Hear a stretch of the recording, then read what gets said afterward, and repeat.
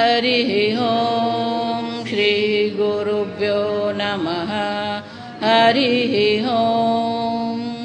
ॐ पार्थाय प्रतिबोधितां भगवता नारायणेन स्वयं व्यासेन ग्रथितां पुराणमुनिना मध्ये महाभारतम् अद्वैतामृतवर्षिणीं भगवतीम् अष्टादशाध्यायिनीम् अम्ब त्वामनुसन्दधामि भगवद्गीते भवद्वेषिणीम् नमोऽस्तु ते व्यासविशालबुद्धे पुल्लारविन्दायतपत्रनेत्र येन त्वया भारततैलपूर्णः प्रज्वालितो ज्ञानमय प्रदीपः प्रपन्नपारिजाताय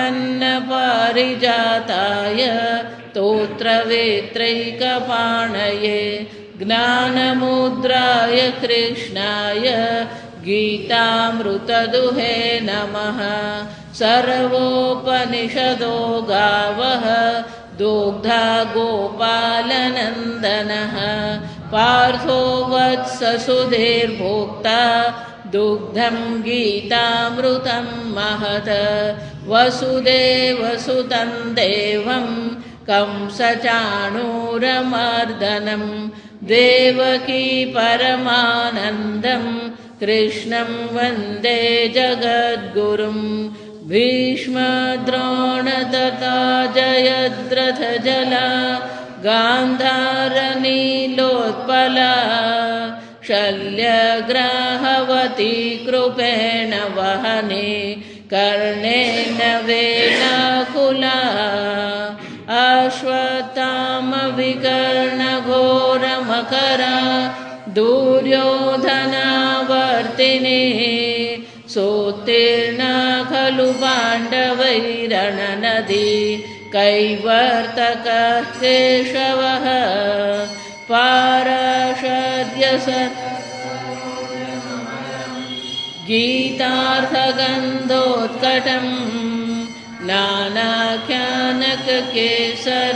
हरिकथा सम्बोधना बोधितं लोके सज्जनषट्पदैरहरहः पेपीयमानं मुदा भूयाद्भारतपङ्कजं कलिमलप्रध्वंसिन श्रेयसे मूकं करोति वाचालं पङ्गुं लङ्घयते गिरिं यत्कृपातमहं वन्दे परमानन्दमाधवं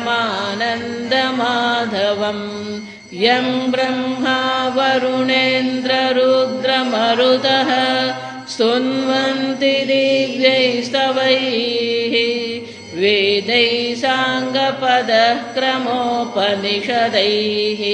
गायन्ति यं सामगाः ध्यानावस्थिततद्गतेन मनसा पश्यन्ति यं योगिनः यस्यान्तं न विदुःसुरासुरगणाः देवाय तस्मै नमः। ॐ सहनाववतु सहनौ भुनक्तु सह वीर्यं करवावहै तेजस्विनावधीतमस्तु मा विद्विषावहै। ॐ शान्ति शान्ति शान्तिः। मृत्युसर्वहरश्चाहम् उद्भवश्च भविष्यताम् कीर्तिश्रीर्वाक्च नारीणाम् कीर्तिश्रीर्वाक्च नारीणाम् श्रीर वाक रेफ છે રેફ બોલવાનો ખાઈ નહીં જો કીર્તિશ્રીર્વાક્ચ નારીણામ સ્મૃતિર્મેધા ધૃતિઃ ક્ષમા સ્મૃતિર્મેધા ધૃતિઃ ક્ષમા ધૃતિઃ ક્ષમા સ્મૃતિર્મેધા ધૃતિઃ ક્ષમા મૃત્યુ સર્વહરશ્ચ સર્વનું હરણ કરનાર પ્રાણ ગઈકાલે જોયું એમ ધન આદિ અને પ્રાણનું હરણ કરનાર મૃત્યુ હું છું. સર્વહરશ્ચ ઉદ્ભવશ્ચ ભવિષ્યતામ એટલું જ નહીં, સર્વનું હરણ કરનાર હું જ છું. ભવિષ્યતામ ભવિષ્યમાં જે પણ કંઈ ઉદ્ભવ, શંકરાચાર્યજી કહે છે ઉદ્ભવ ઉત્કર્ષ અભ્યુદય, નાશ કરનાર હરણ કરનાર પણ હું જ છું. સર્વનો ઉત્કર્ષ કરનાર, ઉન્નતિ કરનાર, પ્રગતિ કરાવનાર, સર્વનું કલ્યાણ કરનાર પણ કોણ છે? હું જ છું. અને એટલે કે છે ભવિષ્યતામ ભવિષ્યમાં સર્વનું કલ્યાણ કરાવનાર પણ હું જ છું. ઉત્કર્ષ પ્રગતિ કહીએ, ઉન્નતિ કહીએ, ઉત્કર્ષ કહીએ, આ બધું પણ કોણ છે? હું જ છું. તત્ પ્રાપ્તિ હેતુ, આ સર્વની જે પ્રાપ્તિ થઈ રહી છે એનું કારણ પણ હું જ છું. જીવનમાં જે પણ કંઈ આપણે મેળવીએ, જો વિચારો કેશામ ભવિષ્યતામ ભાવિ કલ્યાણાનામ ઉત્કર્ષ પ્રાપ્તિ યોગ્યાનામ ઇત્યર્થ, કે ભગવાન બધાનો જ ઉત્કર્ષ તમે કરો છો. શંકરાચાર્યજી કહે છે ઉત્કર્ષ પ્રાપ્તિ યોગ્યાનામ, ઉત્કર્ષ પ્રાપ્તિ માટેની યોગ્યતા પણ આપણામાં હોવી જોઈએ. જો શાસ્ત્ર શ્રવણ કરીએ તો કે શ્રોતા કેટલા પ્રકારના હોય, કે કેટલાક શ્રોતા હોય ને પેલા ચાળણી જેવા હોય, એ લોકોનું મન કેવું છે? ચાળણી જેવું હોય, જે કે બધું શું થઈ જાય? નીકળી જ જાય. કેટલાક શ્રોતા પેલા ઊંધા વાટકા જેવા, જેટલું પાણી રેડે બધું શું થઈ જવાનું? બુદ્ધિ ઊંધી જ ચાલતી હોય. જો કેટલાકની બુદ્ધિ ઊંધી હોય ને કેટલાકની બુદ્ધિ કાણી હોય. જો સમજો પેલા ચાણી જેવી આપણી બુદ્ધિ કેવી છે. અને એટલે શંકરાચાર્ય કહે છે કોનો ઉત્કર્ષ ભગવાન કરે, કોનું ભવિષ્યમાં કલ્યાણ કરશે ભગવાન, જેનામાં એ પ્રકારની યોગ્યતા હોય. બધાની ઉત્કર્ષ થઈ શકે નહીં. કૈલાસ માનસરોવર જવું હોય ને, લોકો એવું માને માતાજી 1.25 લાખ રૂપિયા હોય તો કૈલાસ માનસરોવર જવાય. એ 1.25 લાખથી વધારે કિંમતી શું છે? આ શરીર છે. જો તમારું મેડિકલ ચેકઅપ થાય, તમને જોવામાં આવે કે તમે ત્યાં એ 18,000 ફૂટ પર રહી શકો કે નહીં. કેમ? ત્યાં હવા કેવી છે? પતલી છે. એ પાતળી હવામાં ઓક્સિજન ઓછો હોય. એટલું જ નહીં, ત્યાં જઈએ ત્યારે પહેલે દિવસ બધાને ચલાવવામાં આવે. પેલા વાંકા ચૂકા રસ્તા હોય, કરબચડા રસ્તા હોય, ઢાળવાળા રસ્તા હોય, આ બધે એમને ચલાવવામાં આવે. તમે ચાલી શકો કે નહીં?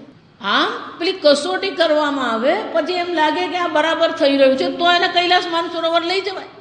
લાયકાત હોવી જોઈએ. જેમ ઉપર જઈએ ને એમ આપણી લાયકાત વધતી જવી જોઈએ. સમજો? અને એટલે શંકરાચાર્યજી કહે છે કલ્યાણ પણ ભગવાન કોનું કરવાના? ઉત્કર્ષ પ્રાપ્તિ યોગ્યાનામ. એ ઉત્કર્ષની, એ પ્રસિદ્ધિની, ઉન્નતિની યોગ્યતા આપણામાં હોવી જોઈએ. બધાને જ થાય હું ડૉક્ટર બનું, બધાને જ થાય હું પ્રસિદ્ધ બનું, પણ એ યોગ્યતા કેળવવી પડે.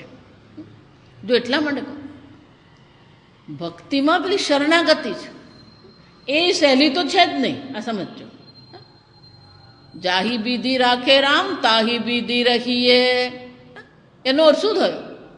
કોઈ માનસિક સંઘર્ષ નથી, કોઈ માનસિક અસ્વીકાર નથી. જે પ્રકારથી ભગવાન રાખે છે એ પ્રકારથી રહેવા આપણે તૈયાર છીએ.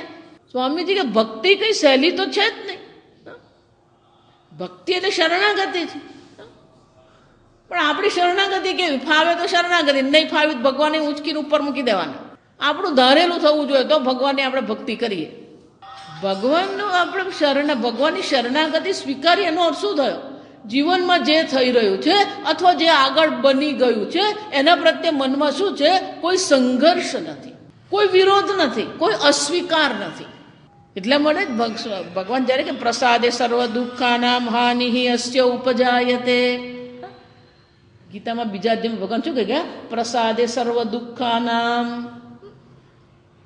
પણ એ પ્રસાદ કોને કહેવાય? નિર્મલ ચિત્તાનામ. નિર્મળ ચિત્ત ક્યારે હોય? ભારતીય સંસ્કૃતિમાં આ પ્રસાદ શબ્દ છે, એનો અનુવાદ કોઈ પણ ભાષામાં થઈ શકે એમ છે જ નહીં. આ સમજો. સ્વામીજી એટલા માટે બહુ સરસ કે પ્રસાદ કોને કહેવાય? મંદિરમાં જઈએ, મંદિરમાં ભગવાન તરફથી જે પણ પ્રાપ્ત થાય એને આપણે શું કરીએ? એને પ્રસાદ કહેવામાં આવે. કોઈને એક ચમચી ચરણામૃત મળે, કોઈને સાકરદાણા મળે, કોઈને અડધું નાળિયેર મળે, કોઈને ચૂંદડી મળે, જે પણ મળે એને આપણે શું કરીએ? પેલા પૂજારી સાથે લડવા છે, એને ચૂંદડી આપી, મને કેમ નહીં આપી, ચાલ લાવ મને આપ. જે મળે એને આપણે શું કરીએ છીએ? પ્રસાદ રૂપે સ્વીકારીએ છીએ. ન મળે તો પણ શું છે? એટલે સ્વામીજી અંગ્રેજીમાં બહુ સરસ કે પ્રસાદનું ધારો કે પણ અનુવાદ તમારે અંગ્રેજીમાં કરવો હોય તો શું કરી શકાય? ચીયરફુલ એક્સેપ્ટન્સ. જો શબ્દ જો ચીયરફુલ એક્સેપ્ટન્સ. ગુજરાતીમાં કેવું? સહર્ષ સ્વીકાર અને શરણાગતિ. કોઈ સંઘર્ષ નહીં. જો વિચારજો. એટલે પૂછે સ્વામીજી કે ભક્તિ એટલે ઓછામાં ઓછા સંઘર્ષથી આપણે જીવન જીવીએ. જો વિચાર, નરસિંહ મહેતા જુઓ, મીરાબાઈ જુઓ, તુકારામ જુઓ, કોઈ મહેલમાં નતા રહેતા, સમજો. અને કોઈના નોકર ચાકરે નતા. એ યોગ્યતા હતી. જાહી બીધી રાખે રામ, તાહી બીધી રહીએ. સીતારામ સીતારામ સીતારામ કહીએ. શરણાગતિ એટલે પૂર્ણ સ્વીકાર, કોઈ વિરોધ નહીં. સ્વામીજી કે એ સ્વીકાર તમારા નાકથી શરૂ થાય છે. કોઈને પોતાનું નાક ગમે જ નહીં, એને એમ જ થાય મારું નાક આવું છે. આ બહેનોના આઈબ્રોથી શરૂ થાય, સમજો. ભગવાને જે આપી એ સ્વીકારવી નથી, એટલે શું કરવાનું? સતત સંઘર્ષ. જો વિચારો. એટલે શંકરાચાર્ય વાક્ય બોલવું પડે, આ શબ્દ કેવો પડે? ઉત્કર્ષ પ્રાપ્તિ યોગ્યાનામ. એ ઉત્કર્ષની પ્રાપ્તિ કરવાની યોગ્યતા આપણામાં છે. કોઈ સંઘર્ષ નહીં. જો વિચારો. પૂજ્ય સ્વામીજી લીસ્ટ રેઝિસ્ટન્સ. પ્રસન્ન રહેવું હોય ને તો માનસિક રીતે આપણું મન કેવું હોવું જોઈએ? ઓછામાં ઓછા સંઘર્ષવાળું હોવું જોઈએ. અર્જુન પણ મનમાં શું કરી રહ્યો હતો? સંઘર્ષ કરી રહ્યો હતો. નયોત્સયથી ગોવિંદ, નહીં લડું ભગવાન. જો વિચાર. એમ આપણે પણ માનસિક રીતે શું કરી રહ્યા છે? સંઘર્ષ કરી રહ્યા છે. સ્વામીજી હંમેશા અમને કહેતા, you can relax only in the lap of ઈશ્વર. રિલેક્સ થવું એનો શું થયો? રિલેક્સ થવું હોય ને, રિલેક્સનું ગુજરાતી બહુ સરસ છે. જો વિચારજો. રિલેક્સનું ગુજરાતી કરવું શું કરી શકે? હળવાશ કહેવાય એને. હળવા થવું હોય ને તો એક ભગવાનના ખોળામાં જ આપણે હળવા થઈ શકીએ. બીજે ક્યાંય હળવાશ મળે એમ છે જ નહીં. બીજે ક્યાંય નિરાંત મળે એમ છે જ નહીં. આ સમજ. ગમે એટલું વિચાર કરીએ ને પણ છેવટે નિરાંત ક્યાં મળવાની છે? હળવાશ, મોકળાશ ક્યાં મળવાની છે? એ ઈશ્વરના. આમ જ્યાં સુધી આપણે સંઘર્ષ મુક્ત થઈએ નહીં ત્યાં સુધી આ ઉત્કર્ષ થવો શક્ય નથી. જો એટલે વર્ષો સુધી જપ કરતા હોઈએ ને, વર્ષો સુધી ભક્તિ કરીએ ને, બધી જાત્રાઓ કરીએ ને, વેદાંતે સાંભળી, પણ પેલો ત્યાંનો ત્યાં જ હોય. જો વિચારજો. ગમે એટલું એને કહીએ. બહુ વર્ષો પહેલાં પૂજ્ય સ્વામીજી મુંબઈ હતા. એક પરિવાર સ્વામીજી પાસે શ્રવણ માટે જાય. એમાં ઘરમાં જે પુત્ર વધુ આવી એ પણ પછી સ્વામીજીની શિષ્યા બની ગયા. પછી એક દિવસ એણે સ્વામીજીને કહ્યું, સ્વામીજી મારે તમને મળવા આવવું છે. સ્વામીજી કે આવ. એટલે એકલી મળવા ગઈ. જો કે સ્વામીજી કે બોલો. સ્વામીજી તમે મારા સાસુને આટલા વર્ષોથી ઓળખો છો. જો સાંભળજો. હું આ જ્યારથી આવી ત્યારથી મારી સાસુને ઓળખું છું. એ સવાર બપોર સાંજ પેલી માળા લઈને માળા ફેરવ કરતા, પણ હું આવીને તે દિવસથી એવા ને એવા છે, એ જરાય એને ફરક નથી પડ્યો. આ માળા કરવી સાવ નકામી છે. જો કે આટલી માળા કરે છે પણ હજી સ્વભાવમાં કોઈ ફરક પડ્યો જ નથી. સ્વામીજી એ આની સાથે કરવું શું? વેદાંત છે ને એ અલગ પ્રકારની દ્રષ્ટિ છે. આ સમજજો. તું એવું કહી શકે નહીં કે કશું બદલાયું નથી. જો આ સાંભળજો. સ્વામીજીને જવાબ બહુ મજા. એ સાસુજી આટલા વર્ષથી માળા કરે, પેલી માળા ઘસાઈ ગઈ પણ સ્વભાવ એવો ને એવો જ. પેલો માળા કરતા કરતા પેલો દૂધવાળો આવ્યો, જા દૂધ લઈ આવ. અરે ભાઈ તમે માળા કરો ને શાંતિથી. સ્વામીજી કે એ માળા કરે છે ને એટલે તું આ ઘરમાં ટકી ગઈ. એ માળા નહીં કરતા તો કે દિવસથી તને શું કર્યું હોત? એ માળાના પ્રતાપે શું છે? ભક્તિ એટલે પૂર્ણ શરણાગતિ. તો જ આપણામાં શું છે? ઉત્કર્ષ પ્રાપ્તિ યોગ્યાનામ. એ ઉત્કર્ષ કરવાની જીવનમાં ભગવાન શું કહે છે? ભવિષ્યતામ ઉદ્ભવશ્ચ. આ ઉદ્ભવ સર્વનો જે ઉદ્ભવ થઈ રહ્યો છે, ઉત્કર્ષ થઈ રહ્યો છે. ભવિષ્યમાં આપણું જે કલ્યાણ થવાનું છે એ કલ્યાણ કરનાર પણ કોણ છે? ઈશ્વર છે. પણ એ કલ્યાણ ક્યારે કરી શકે? આપણામાં યોગ્યતા હોવી જોઈએ. એક જુવાન છોકરો નવી નવી નોકરી મળી બીજા શહેરમાં, એટલે પેલો રૂમ ભાડે રાખીને રહેવા ગયો. શિયાળાના દિવસ જો એ વખતે પેલો શિયાળો હોય ને તો પેલી સગડી ઘરમાં આપણે તાપણું કરીએ, ઘરમાં સગડી કરીએ. જો રાત્રે પેલી સગડી કરીએ, સવારે ઉઠીને પણ શું કરવાનું? પેલી સગડી કરી હોય ને એટલે ઘરમાં થોડો ગરમાટો રહે. એટલે આવ્યો નોકરીએથી, પેલું તાપણું કરવું હતું. તાપણું કરવા માટે શું જોઈએ? દેવતા જોઈએ. પણ બાજુમાં જે માજી રહે ને એમણે પેલી સગડી સળગાવી દીધી હોય, એટલે પેલો પહોંચી ગયો. માજી 2-4 દેવતા આપો. એટલે માજી કે કંઈ લાવ્યો છે? પેલો ખાલી હાથે જ પહોંચી ગયો. શું લેવા? એટલે માજીએ પૂછ્યું, એટલે કંઈક લાવ્યો છે? એટલે એ ઘરમાં દાખલ થયો ને ત્યારે પેલો એણે છાપું હાથમાં લાવેલું. એટલે છાપું ખિસ્સામાં જ છાપું કાઢી, માજી આમાં આપો.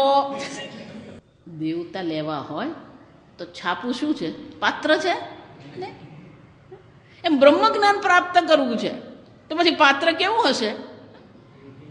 ઉદ્ભવશ્ચ ભવિષ્યતામ. જા સમજો, ઉત્કર્ષ. શંકરાચાર્ય શું કહે છે? અભ્યુદય તત્પ્રાપ્તિ હેતુ. આપણો અભ્યુદય કરનાર, આપણો વિકાસ કરનાર, આપણો ઉત્કર્ષ કરનાર એ પરમાત્મા છે. પણ એની યોગ્યતા આપણામાં હોવી જોઈએ, તો પછી ભગવાન આપણો ઉત્કર્ષ કરી શકે.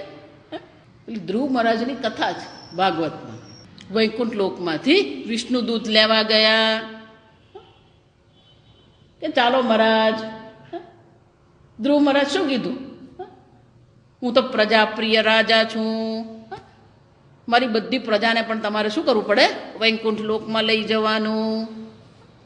વિષ્ણુદત્ત કે વાંધો નહીં, આ તમારા મહેલમાં અમે આરામથી બેઠા છો, જેટલાને લઈ આવો એટલાને લઈ આવો. કેમ? અમારું પુષ્પક વિમાન ફોલ્ડિંગ છે. ધ્રુવ મહારાજ પહોંચ્યા. પણ નગર શેઠને કે ચાલો નગર શેઠ, આપણે વૈકુંઠ લોક જવાના. નારભાઈ મારા છોકરાને પરણાવવાનું બાકી છે. જ્યાં ગયા ને બધાને કંઈક બાકી. જો આ વિચાર છે, કંઈક બાકી હોય જ. જો આ વિચાર, જેટલા પાસે ગયા ને બધાને શું હતું? કંઈક બાકી. જો આ વિચાર.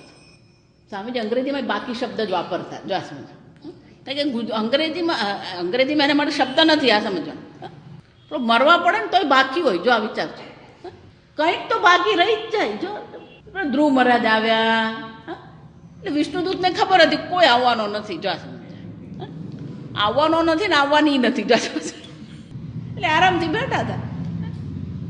ધ્રુવ મહારાજ આવ્યા એટલે કે જઈએ. હા, છે યોગ્યતા. વૈકુંઠ લોકમાં જવાની યોગ્યતા આપણામાં નથી. અને આપણે ચર્ચા કોની કરવી છે? બ્રહ્મ વિદ્યા. અને એટલે શંકરાચાર્ય કહે છે ઉત્કર્ષ પ્રાપ્તિ યોગ્યાનામ ભાવિ કલ્યાણાનામ. ભગવાન તો બધાનું જ કલ્યાણ કરવાની ઈચ્છા રાખે છે. ભગવાન તો કહે છે હું તો ઉપલબ્ધ જ છું અર્જુન. ભગવાન કઈ ઉપર નથી બેઠો. ભગવાન તો હાજરા હજુર છે જ, પણ આપણને ભગવાન પ્રત્યે રસ છે. અને એટલે ભગવાન શું કહે છે? ઉદ્ભવશ્ચ ભવિષ્યતામ. ભવિષ્યકાળમાં બધાનું ઉત્કર્ષ કરવાની મારી તો અર્જુન ઈચ્છા છે જ. ઉત્કર્ષ કરવા વાળો જ છું હું. કોઈનું પતન કરતો નથી, એ બધાનો ઉદ્ભવ કરનારો હું છું. ક્યારેય ભગવાન કોઈનું પતન નહીં કરે. આ સમજો, સર્વનો ઉત્કર્ષ જ ઈચ્છે છે ભગવાન. પણ શંકરાચાર્યજી કહે છે એ યોગ્યતા આપણે કેળવવી પડે. આપણી હાલત પેલી છાપા જેવી. જો આ સમજો, તો કે કયા પ્રકારની યોગ્યતા હોવી જોઈએ. જો આ સમજો બરાબર. એટલે ભગવાન હવે બહુ સુંદર શબ્દો કહે છે. કીર્તિ શ્રી વાક્ચ સ્મૃતિ મેધા ધૃતિ ક્ષમા નારીણામ. શંકરાચાર્યજી કહે છે આ ઉત્તમ સ્ત્રીઓ છે. જો આ વિચાર, સ્ત્રી એટલે ગુણ. જો આ સમજો, ફક્ત સ્ત્રીઓ માટે છે એમ નહીં. પુરુષમાં આ બધા ગુણ હોવા જોઈએ. કીર્તિ, શ્રી, વાક્ચ, સ્મૃતિ, મેધા, ધૃતિ, ક્ષમા. આ 7 પ્રકારના ગુણ છે. આ 7 પ્રકારના ગુણ આપણામાં હોવા જોઈએ. કીર્તિ, શંકરાચાર્યજી આમાંને એકેયનો અર્થ આપતા જ નથી. કીર્તિ, કીર્તિ કોને કહેવાય? બીજા ટીકાકાર કહે છે ધર્મ નિમિત્તા. એ કીર્તિ કોને કહેવાય? એ ધર્મ નિમિત્તથી હોવી જોઈએ. કોઈ પુણ્ય કર્મ કરીએ, સત્કર્મ કરીએ અને જે કીર્તિઓ એને કીર્તિ કહેવામાં આવે. પેલી પ્રસિદ્ધિ કહેવાય. જો આ વિચાર જાણીતા છે એમ કે બહુ વર્ષો પહેલા પેલી કેલિફોર્નિયામાં સૌથી પ્રસિદ્ધ કોણ છે એનો સર્વે કરવામાં આવ્યો.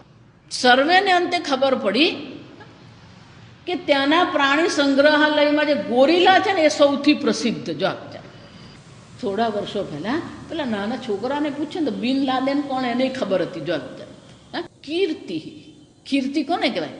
ધર્મ નિમિત્ત.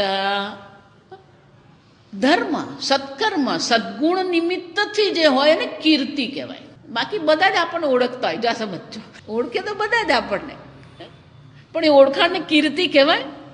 અમે લોકો જુદા જુદા જગ્યાએ જતા હોઈએ, કોઈક નવું મળે આપણને, એટલે બીજાને આપણે કહે આજે હા ઓળખું બહુ સારી રીતે. શ્રી, પણ એ સંપત્તિ પણ કેવી છે? ધર્મ નિમિત્તા.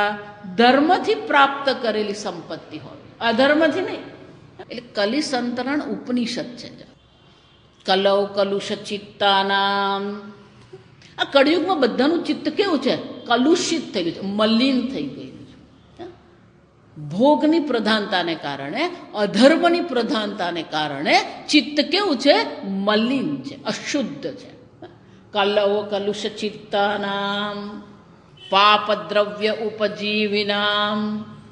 ઉપજીવી, આપણું જીવન આપણે વ્યતીત કરીએ છીએ.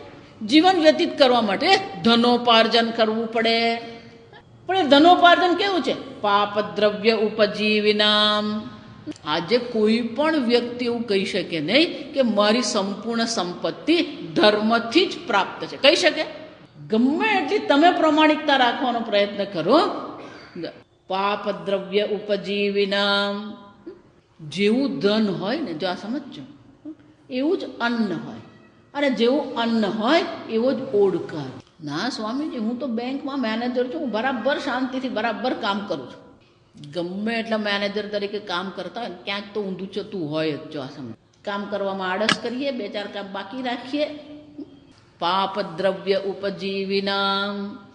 જેવું આપણું ધન હોય ને એવું જ અન્ન હોય, અને જેવું અન્ન હોય એવું જ આપણું મન હોય. ધનની શુદ્ધિ કરવી પડે.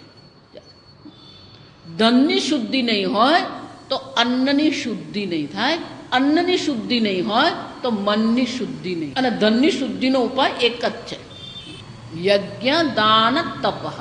આવકના 10% શું કરવાના હોય? દાન કરવાનું. દાન કરવાનું એટલે આપણે ઘરના રસોઈયાને દાન નહીં કરવાનું. જો આ સમજો, પણ ઘરના રસોઈયાને સાડી લઈ આપે વિચાર કરે મેં દાન કર્યું, એ દાન નહીં કહેવાય. જો આ સમજો, ધન શુદ્ધ કરવું હોય તો શું કરવું પડે? દાન. દાનથી ધન શુદ્ધ થાય, તપશ્ચર્યાથી મન શુદ્ધ થાય. કે ઘરમાં સ્ત્રી રડતા રડતા રસોઈ કરે તો ઘરના બધા રડે. ઘરમાં પેલી ક્રોધ કરતા કરતા રસોઈ કરે તો એનો ક્રોધ ક્યાં જવાનો? પેલો રસોઈમાં જવો. શ્રી, આપણી સંપત્તિ કેવી છે? ધર્મ નિમિત્ત, ધર્મથી ઉપાર્જિત હોવું જોઈએ, અધર્મ નહીં. જો એટલા માટે જ્યારે મહાભારતનું યુદ્ધ યુધિષ્ઠિર જીત્યા અને જ્યારે એમને રાજા બનાવવામાં, રાજ્યાભિષેક એમનો કરવામાં આવ્યો, ત્યારે શ્રી કૃષ્ણ ભગવાને કહ્યું, યુધિષ્ઠિર 3 વાર રાજસુ યજ્ઞ કરો. આટલા વર્ષોમાં દુર્યોધને અનેક અધર્મથી અનેક સંપત્તિ મેળવેલી હતી. એટલે કે હે યુધિષ્ઠિર, ભલે તમે રાજા બની ગયા, પણ આ રાજ્યકોષમાં જે સંપત્તિ છે, બધી સંપત્તિ કેવી છે? અશુદ્ધ છે, અધર્મ નિમિત્ત છે. અને અધર્મ નિમિત્ત જો એ સંપત્તિ હોય તો એનો ઉપભોગ કરી શકાય નહીં. 3 વાર રાજસુ યજ્ઞ કર્યો. જેટલી સંપત્તિ હતી એ બધી સંપત્તિ શું કરી દીધી? ધર્મ નિમિત્તમાં ઉપયોગ કરી. એ વખતે રાજા જ્યારે યજ્ઞ કરતા ત્યારે અન્ન ક્ષેત્ર ચાલતું હોય અને અન્ય ક્ષેત્રમાં કોણ બેસાડવાના? ભીમને.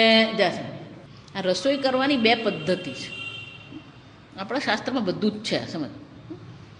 રસોઈ કરવાની બે પદ્ધતિ મહાભારત પ્રમાણે. આ રસોઈ કરો એને પાક કહેવાય. જો રસોઈને પાકશાલા કહેવામાં આવે. ભીમ પાક એક પદ્ધતિ કઈ છે? ભીમ પાક. સ્વામીજી કે આખું આખું કોડું જેમાં જાય. જો સમજ. બીજું કયું છે? નલ પાક. બે માણસની, ચાર માણસની રસોઈ બનાવવી હોય ને તો એક્સપર્ટ કોણ હતા? આ નલ મહારાજ એક્સપર્ટ હતા. અને હજારોની રસોઈ બનાવવી હોય તો એક્સપર્ટ કોણ હતા? આ ભીમ. ભીમને એમ કહે ને કે બે માટે રસોઈ બનાવ, એ બનાવી નહીં શકે. જા સમજ. રાજસૂય યજ્ઞ હતો. અન્ન ક્ષેત્ર કોને સોંપવામાં આવ્યું? ભીમને. અન્નદાન. અન્નદાનમ મહાદાનમ. આ જગતમાં શ્રેષ્ઠ દાન કયું છે?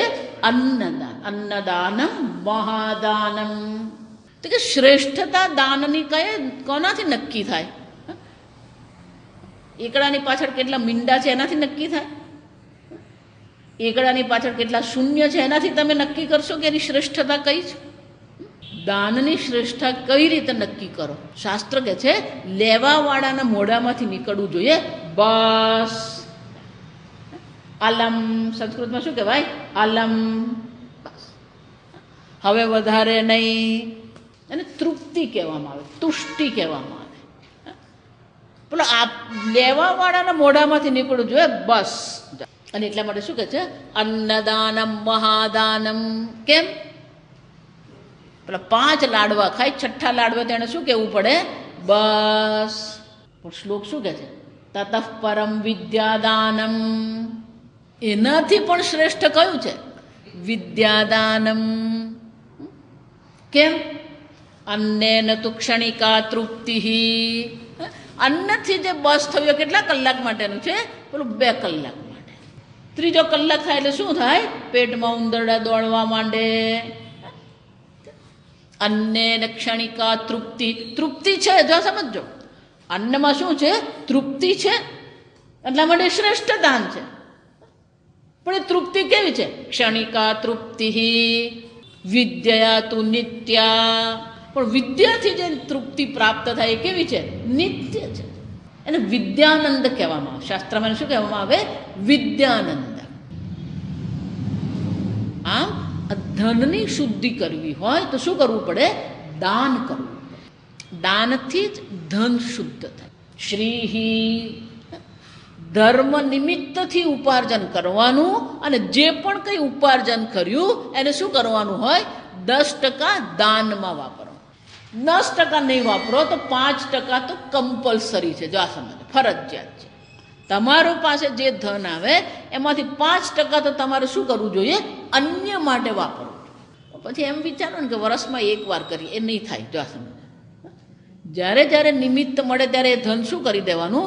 વાપરવાનું. કે જ્યારે આપણે કોઈકને આપીએ છીએ, જો આ સમજો. એ શ્લોક મને યાદ નથી રહેતો, મારે યાદ કરવાનો છે. બીજી વાર આવીશ ને ત્યારે મોડે કરીને આવીશ. બહુ સરસ છે શ્લોક. કે ભિક્ષુક જ્યારે તમારી પાસે ભિક્ષા માગી રહ્યો છે, જો આ સમજો, તો આપણે એમ માનીએ છીએ કે એનો હાથ નીચે છે. શ્લોક કે છે આ ભિક્ષુ એવું કહે છે આપણને કે આપ તું દત્ત દત્ત આપ. કેમ? નહીં તો મારા જેવી હાલત તારી થશે આવતા જન્મમાં. દત્ત દત્ત. ગયા જન્મમાં મેં આપ્યું નહોતું એટલે મારે શું કરવું પડે છે? આ માગવું પડે. તું આપ. જો સમજ, બહુ મજાનો શ્લોક છે. જાવ, મેં આપ્યું નહીં તો શું કરવું પડે છે? જો એટલે વારંવાર તમને કહું, તમે અહીંયા જેટલી સંપત્તિ ભેગી કરો ને એ બધી અહીંયા જ રહી જવાની. કોઈ તમારી સાથે નથી આવવાનું. જેટલું તમે આપેલું હશે ને એ જ તમારી સાથે આવશે. બાકીનું બધું શું થવાનું? અહીંયા જ રહી જશે. શ્રીહી. ધર્મ નિમિત્તથી જે આપણે ઉપાર્જન કરીએ એને શ્રીહી કહેવામાં આવે. શ્રી તેજ છે. જો શ્રીનો બીજો અર્થ શું થાય? તેજ, પ્રભા.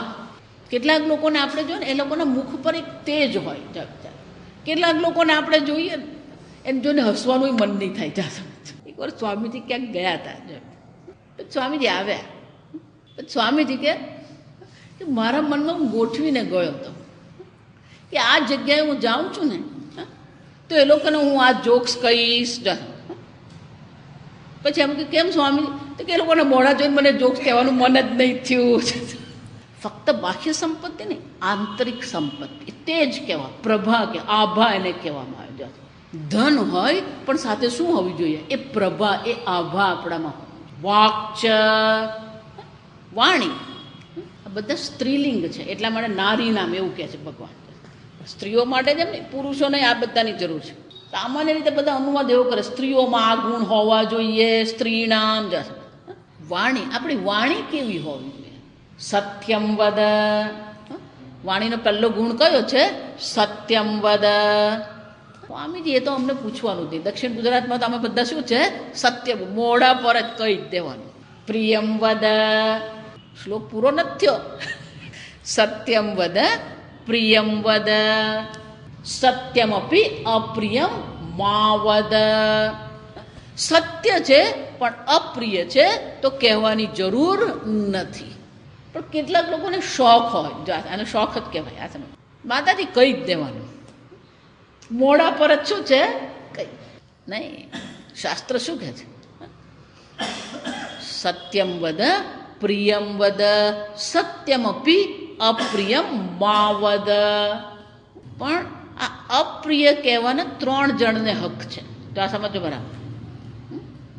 અપ્રિય કહેવાના 3 જણને હક છે. પહેલો હક છે માતા પિતાને. બાળકને શું કરવું પડે? ક્યારેક સત્ય કડવું હોય પણ શું કરવું પડે? કહેવું પડે. બાળક ખોટું કરી રહ્યો છે ને એને શું કરવું પડે? ક્યારેક ખખડાવવું હોય પડે, જા સમજ. અપ્રિય છે પણ કહેવું પડે, જા સમજ. બાળકને ન ગમે પણ શું છે? આપણે કહેવું પડે ને. માતા પિતાને હક છે. બીજો હક વૈદ્યને છે. આ પહેલાંના જમાનામાં જે વૈદ્ય હતા એ ખખડાવતા જ હોય બધા. સત્ય કહેવાનું અને અપ્રિય સત્ય કહેવાનો બીજો હક કોને છે? વૈદ્યરાજ. ત્રીજો કોને છે? ગુરુને. શિષ્ય ખોટું કરી રહ્યો છે તો શિષ્યને વાળવા માટે શું કરવું પડે? ગુરુએ કહેવું પડે. પણ આપણે તો શું છે? માસ્તર મારે નહીં, ભણાવે દીધું. સ્કૂલમાં ભણતો નહીં હોય તો એને શું કરવું પડે? થોડુંક તો ખીજવવું પડે. જો વિચાર. પણ આજકાલ તો એવા બધા કાયદા આ લોકોએ મૂકી દીધા છે ને, હાથ લગાવવાનું તો બાજુએ રહી ગયું. જા પહેલાં તો આપણે શું કહેતા?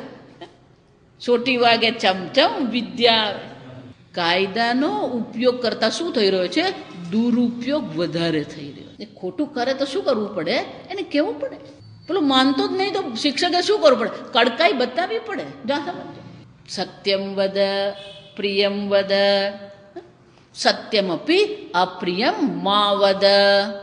પ્રિયમપી અનૃતમ મા વદ.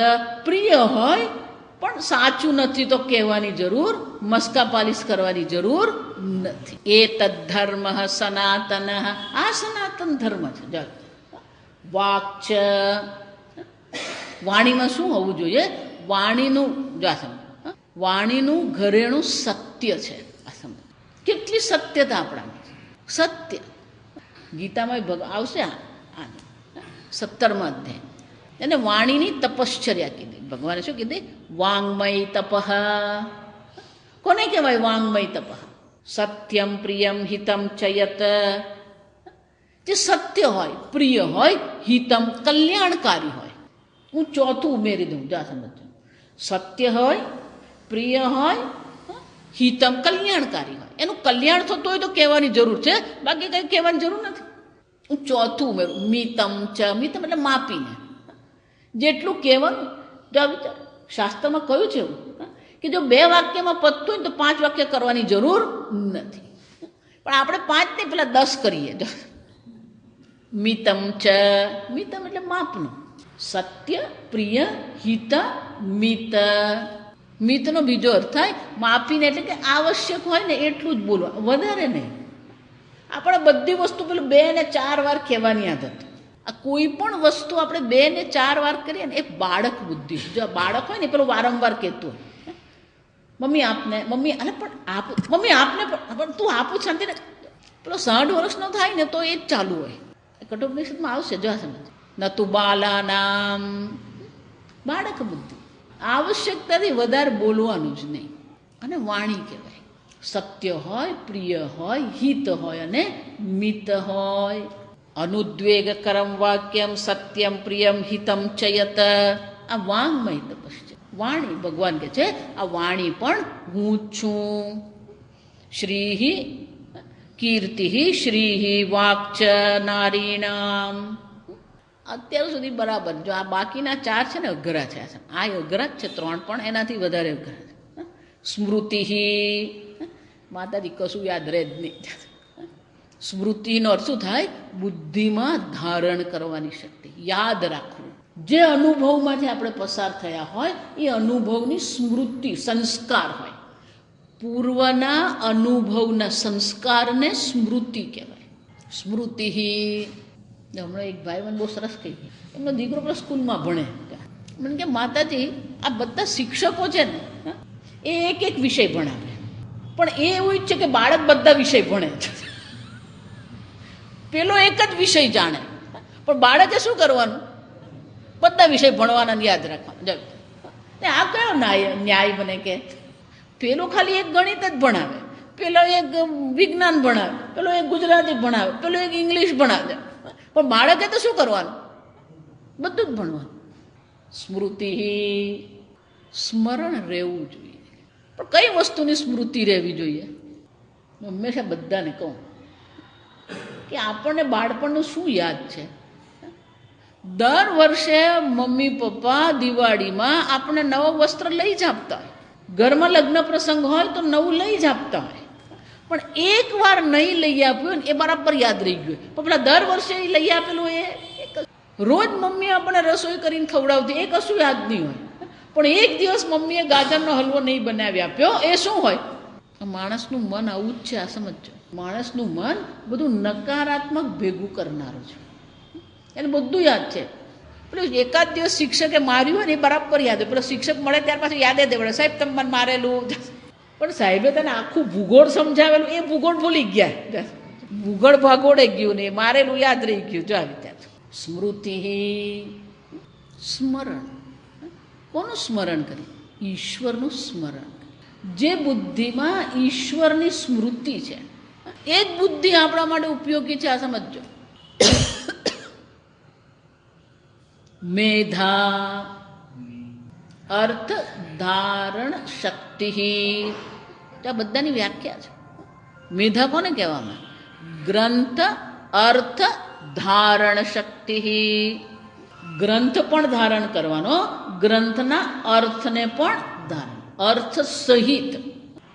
બહુ વર્ષો પહેલાં વેદાંત ભણાવવાનું શરૂ કર્યું ને તો એક બા આવતા હતા વેદાંત.